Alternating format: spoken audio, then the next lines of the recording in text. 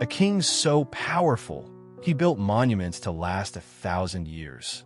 A prophecy so dangerous, it filled him with mortal fear. He had everything: palaces, armies, absolute control. But one question from 3 strangers would shake his very soul. Where is the newborn king? This is not just a Christmas story. This is a throne room thriller. The true tale of Herod the Great, the tyrant who ordered history's most desperate, horrifying search to find and kill a baby he'd never even met. Before the wise men found their king, before the Holy Family fled by night, a paranoid ruler made a choice that would stain his legacy forever. This is the story he never wanted you to hear. Where is the one who has been born King of the Jews? We have seen his star and have come to worship him. A star pierced the dark Judean sky. Its light was a silent announcement, a herald for a birth that would shake the foundations of power. But in the grand palace of Jerusalem, another king heard the news and trembled.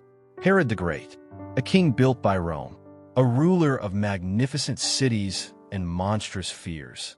Whispers of betrayal were his constant companion.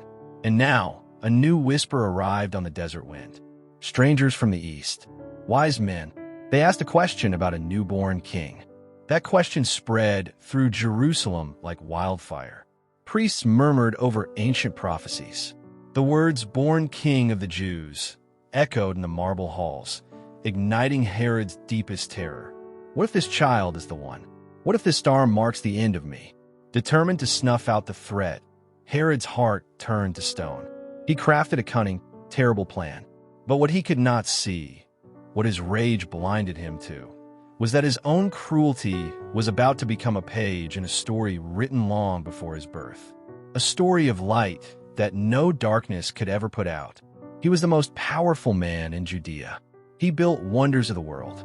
Yet, the news of a single, helpless baby in a small town filled him with more terror than any army ever could. This is the true story of a paranoid king, a guiding star, and the innocent families caught between them. This is the story of Herod, the Magi, and the Messiah he could not destroy. To understand Herod's fear, we must understand his throne. Herod was an outsider, never fully accepted by the people he ruled. He clung to power through brilliant cunning and brutal force. He built magnificent ports, fortresses, and even the great temple in Jerusalem, all to win favor and secure his legacy. But his greatest enemy lived inside his own mind. Paranoia. It poisoned his love, leading him to execute his own wife, Marianne, the princess he adored. It made him see traitors in his own sons. His palace, for all its gold, became a prison of fear. So, when learned men from a distant land arrived asking for the newborn king, it wasn't just a threat.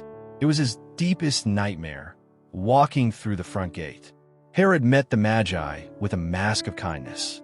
"Go to Bethlehem," he said, consulting his own priests. "Find this child, and when you do, come tell me, so that I too may go and worship him." But those words were a lie. Herod had no worship in his heart, only a deadly plan. Guided by the miraculous star, the Magi found not a palace, but a humble home. They found the child with Mary, his mother. Overwhelmed with joy, they did what they came to do. They worshipped him, offering gifts fit for a true king. Gold for royalty, frankincense for divinity, myrrh, a spice for burial, hinting at a sacrifice far in the future. But God was watching over his son. That very night, he warned the Magi in a dream, "Do not return to Herod." And so they listened. They slipped away by another road, their mission complete, escaping Herod's web.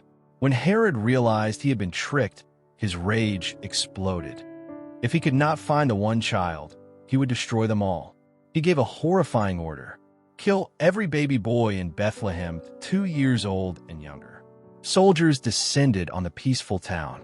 The night was shattered by the sounds of violence and the weeping of mothers.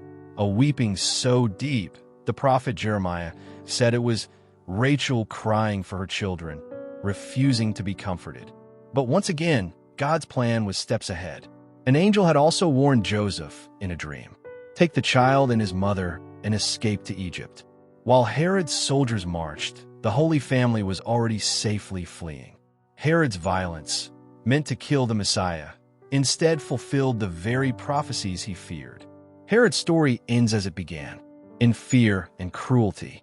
Even on his deathbed, consumed by disease, he plotted one last act to force his people to mourn, ordering the execution of noblemen upon his death. But this plan too failed. When he died, the prisoners were freed, and Judea sighed with relief. The king who spent his life building a legacy left behind a name synonymous with a single, terrible act, the massacre of the innocents. The star that heralded the birth of Jesus outlived the king who tried to kill him.